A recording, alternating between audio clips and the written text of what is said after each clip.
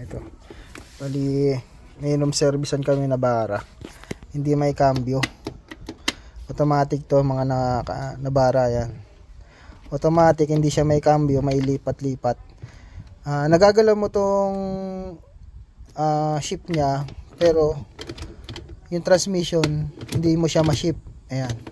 So kapag ma-encounter nyo yung ganitong issue, ang usually na nagiging problema is ito, yung bushing dito. Ayan. Ibig sabihin natanggal yung ano niya, yung kanyang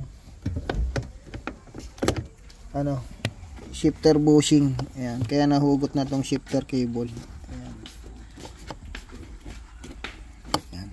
So, papalitan nyo lang ng shifter bushing.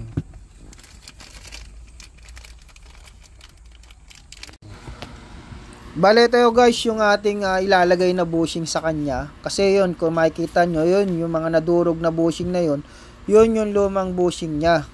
So, kagandahan dito sa ilalagay natin, meron na siyang lock.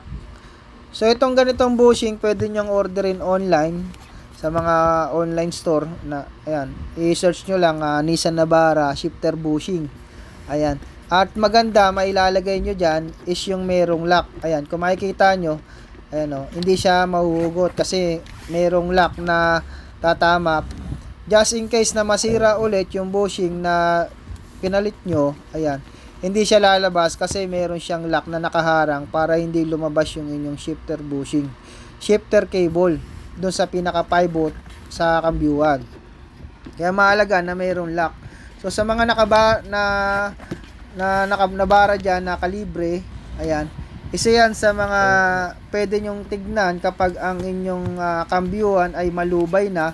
So hindi na siya ma-shift sa gusto nyo, sa neutral, sa drive. Ayan, isa sa mga common na nasisira dyan is yung shifter bushing. At nasisira yan guys kapag ang tinakbo ng unit nyo is more than 100,000 km na or 5 years. Diyan siya nasisira. So kapag kayo ay nagpa-PMS, lalo't may malayong biyahe kayo o ano man, o kaya 5 years na yung unit nyo, pa-check nyo na yung bushing na yan. Kasi baka dumating sa point na maabutan kayo sa daan, delikado.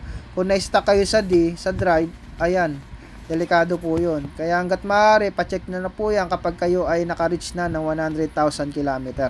So maraming salamat guys sa panonood at sa patuloy na suporta sa Nisker. So maraming salamat at God bless po sa inyong lahat.